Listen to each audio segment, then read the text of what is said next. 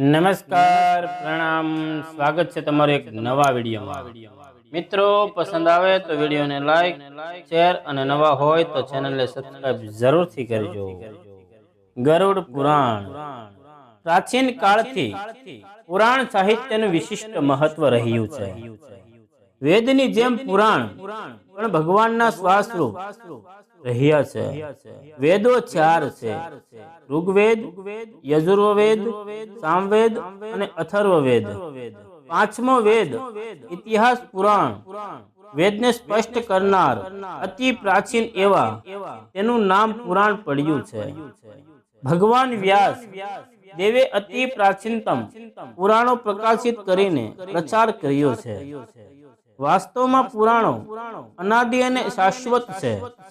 મહાપુરાણો 18 છે: બ્રહ્મ, પદ્મ, શિવ, વિષ્ણુ, શ્રીમદ ભાગવત, નારદ, માર્કંડેય, અગ્નિ, ભવિષ્ય, બ્રહ્મવૈવર્ત, લિંગવરાહ, સ્કંદ, વામન, કૂર્મ, મત્સ્ય, ગરુડ અને બ્રહ્માંડ। આ બધા પુરાણો એક થી ચડિયાતાને વિશેષ મહત્વ ધરાવે છે। ગરુડ પુરાણનું મહત્વ સર્વવિદિત છે।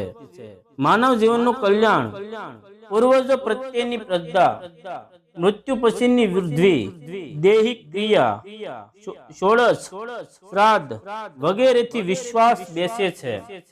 ગરુડ પુરાણ 17 અધ્યાયનું લઘુ પૌરાણિક આખ્યાન છે।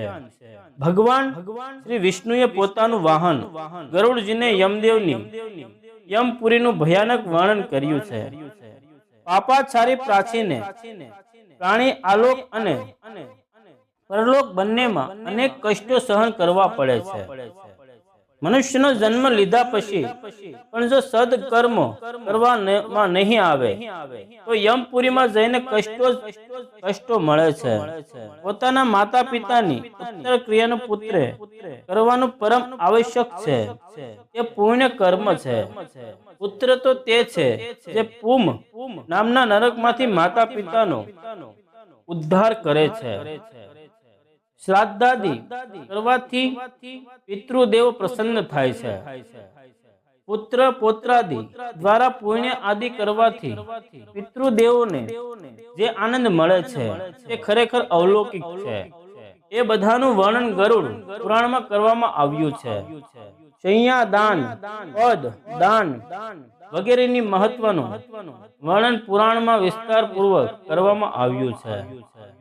સજ્જન અને પવિત્ર માતા પિતાના ગૃહે સુપુત્ર જન્મેલ ધર્માત્મા સ્વર્ગીય આનંદ પ્રાપ્ત કરે છે। ગરુડ પુરાણનું શ્રવણ પોતાના તથા પૂર્વજોના ઉદ્ધારને માટે કરવાનું છે। તેથી પૂર્ણ કર્મોની સાધના પરમ અપેક્ષિત છે। ધાર્મિક વચનોમાં શ્રદ્ધા, ગુરુમાં આસ્થા, જ્ઞાનની પ્રાપ્તિ, તત્વજ્ઞાન વગેરે સર્વમાં ગરુડ પુરાણ કથાનું શ્રવણ કરવું જોઈએ।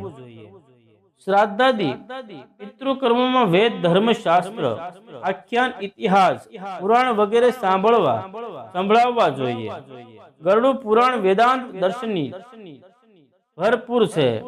ઈશ્વરની શક્તિ અપરંપાર છે। એ શક્તિ છે માયા જેનાથી ઈશ્વર અજ્ઞાનીઓ માટે અદશ્ય છે।